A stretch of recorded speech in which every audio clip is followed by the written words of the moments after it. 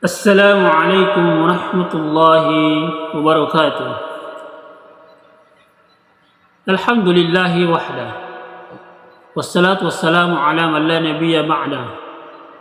Wa ala alihi wa ashabihi wa man tabi'ahum bi ihsan ila yaumiddin, amma ba'd.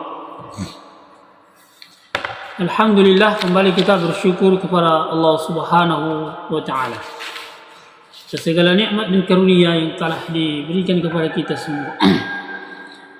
Kita berselawat atas Rasulullah Muhammad sallallahu alaihi wasallam. Allahumma salli ala Muhammad wa ala ali Muhammad. Saudara-saudara sekalian yang dimuliakan Allah Subhanahu wa taala. Kembali kita melanjutkan kajian kita tentang sirah nabawiyah dari kitab Rawdah Al-Anwar fi Sirah An-Nabawi Al-Mukhtar yang ditulis oleh Syekh Safiur Rahman Al-Mubarak Furi. Pada kesempatan kali ini kita sampai pada bab tentang tindakan-tindakan fisik yang dilakukan oleh orang-orang Quraisy terhadap Rasulullah Muhammad sallallahu alaihi wasallam dan para sahabat-sahabatnya radhiyallahu anhum ajma'in. Saudara sekalian yang dimuliakan Allah Subhanahu wa taala. Ketika Quraisy merasa gagal dan putus asa, mereka melihat bahwa peringatan, tantangan dan tawaran mereka semuanya tidak membuat mereka berhasil. Maka mereka mulai melakukan tindakan-tindakan fisik kepada Rasulullah dan para sahabat-sahabatnya. Bahkan menambahkannya dengan siksaan-siksaan dan penganiayaan kepada kaum muslimin, kepada para sahabat-sahabat Rasulullah sallallahu alaihi wasallam. Karena Rasulullah sallallahu alaihi wasallam adalah seorang yang dimuliakan, dihormati dan disegani oleh para sahabat-sahabatnya kaum muslimin pada saat itu.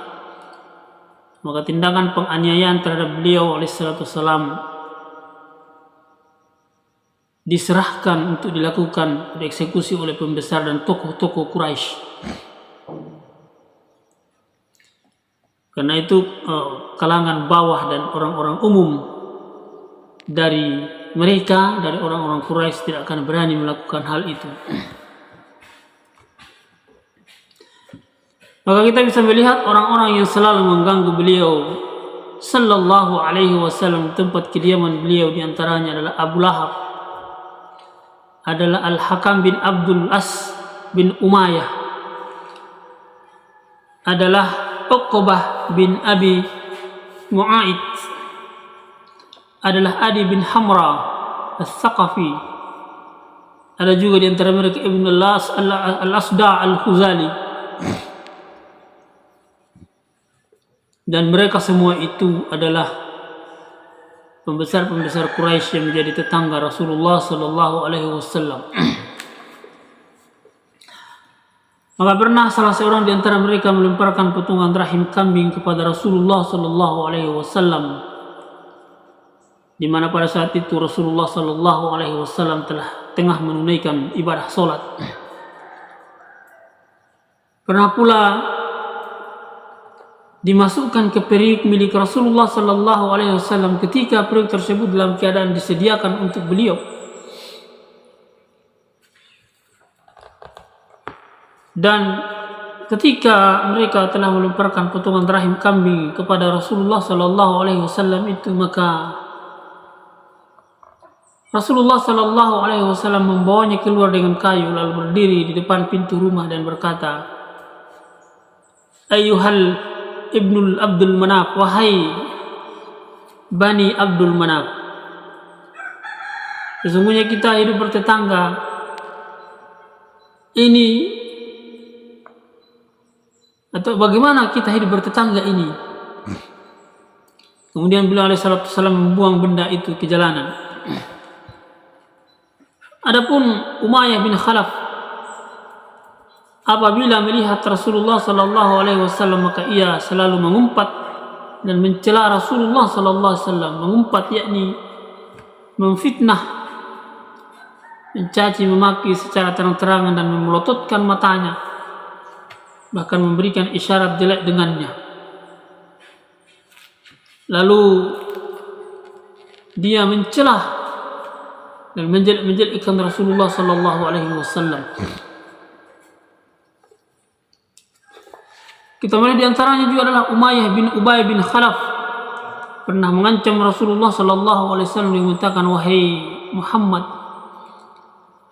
aku punya al-audah." Al-audah seekor kuda yang aku beri makan dengan biji-bijian setiap harinya. Dia mengatakan, akan kubunuh engkau ketika aku naik di atasnya. Sampai Rasulullah sallallahu alaihi wasallam pun membalasnya dengan mengatakan bahwa aku yang akan membunuhmu, insyaallah.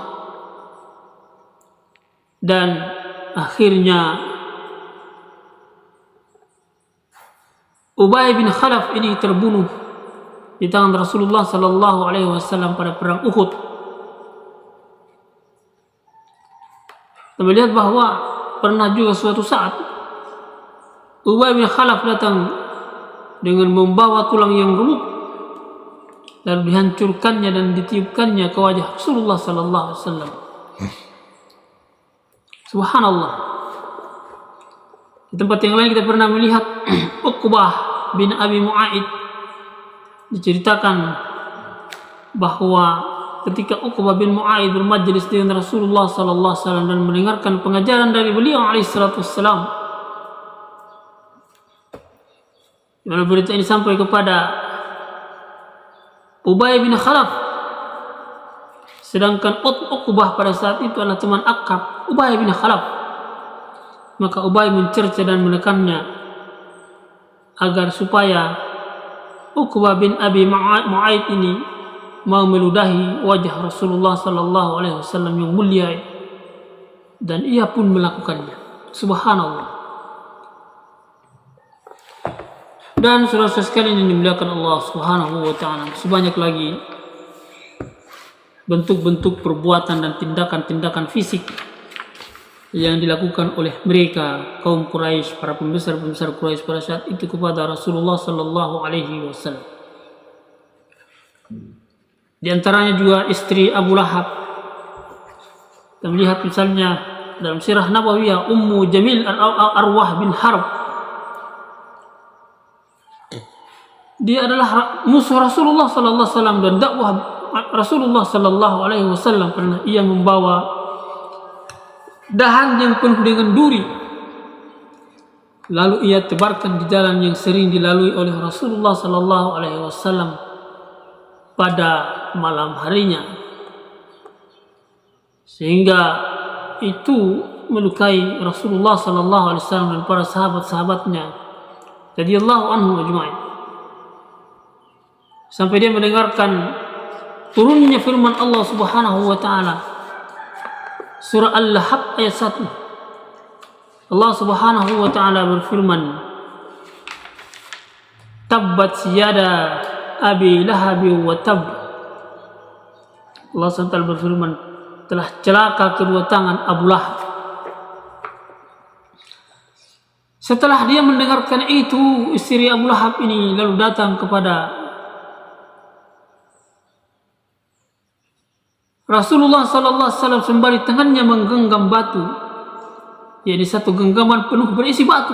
Kemudian Ummu Jamil mencari-cari Rasulullah sallallahu alaihi wasallam, sementara Rasulullah sallallahu alaihi wasallam tengah duduk bersama Abu Bakar dekat Ka'bah.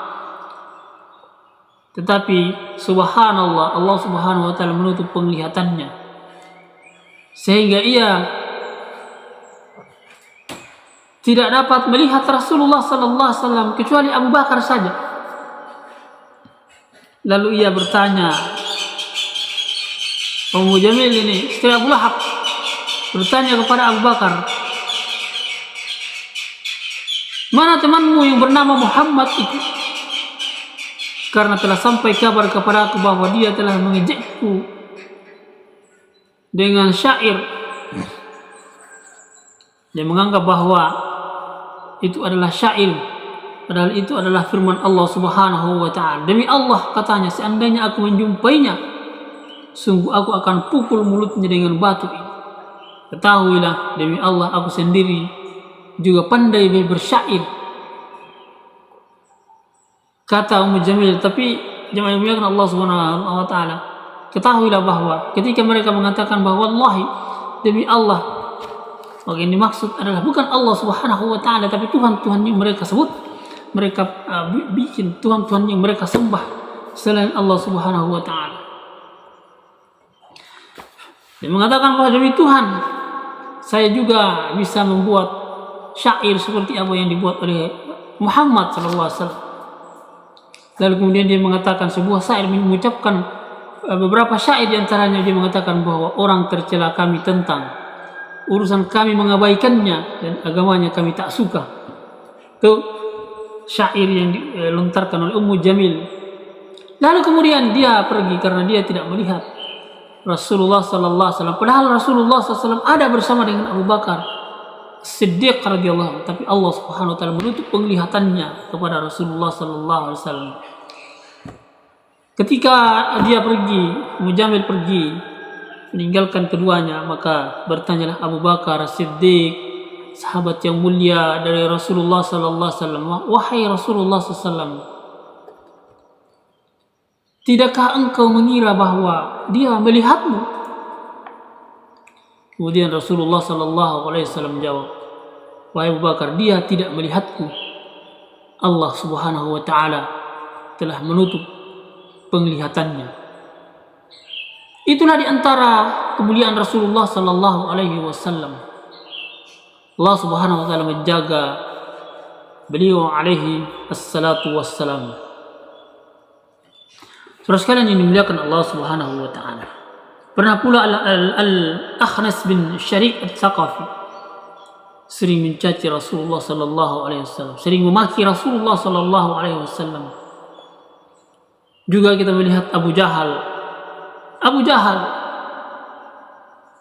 seakan-akan jauh sebelumnya ia telah mengemban tugas, seakan-akan dia telah memikul amanah dan tugas untuk melakukan penentangan terhadap jalan Allah Subhanahu wa taala. Dia pernah menyakiti Nabi sallallahu alaihi wasallam dengan lisannya, menghalangi beliau alaihi salatu wasallam untuk melakukan salat.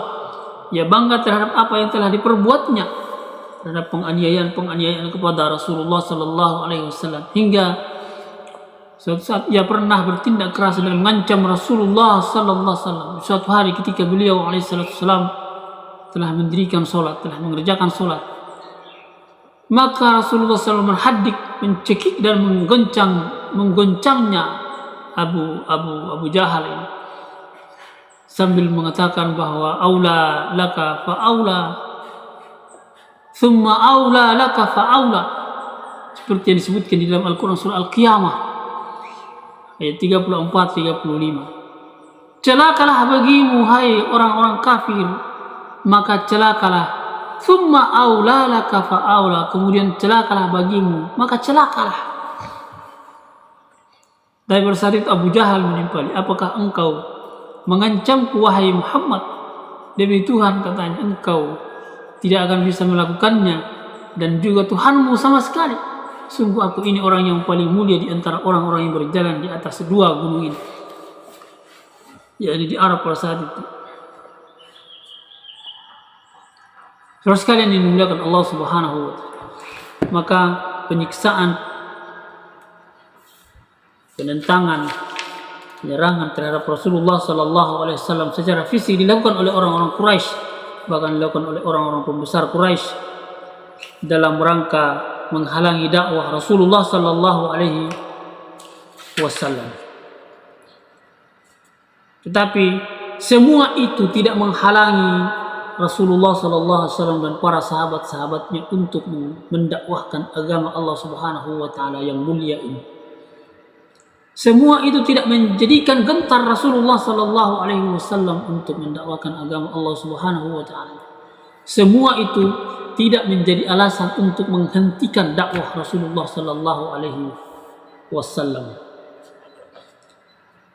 Sekalipun Rasulullah sallallahu alaihi wasallam menghadapi berbagai situasi yang kritis, menghadapi berbagai situasi yang mengancam, menghadapi berbagai situasi yang berbahaya, tetapi Rasulullah sallallahu alaihi wasallam senantiasa memikirkan langkah-langkah strategis, langkah-langkah taktis, langkah-langkah yang dapat menyelamatkan agama Allah Subhanahu wa taala, yang dapat mendakwahkan dan menyebarluaskan agama Allah Subhanahu wa taala. Saudara sekalian yang dimuliakan Allah Subhanahu wa taala, kita lanjutkan pada sesi berikutnya tentang Darul Arqam dan hijrah ke negeri Habasyah. Semoga Allah Subhanahu wa taala senantiasa meridhoi segala aktivitas keseharian kita. Barakallahu fikum. Syukran wa jazakumullahu khairan ala ihtimamikum. Subhanakallahumma rabbana bihamdik. Nashhadu an la ilaha illa anta wa nastaghfiruka wa natubu ilaik. Wa akhiru da'wana alhamdulillahi rabbil alamin. Wabillahi taufiq wal hidayah. Wassalamu alaikum warahmatullahi wabarakatuh.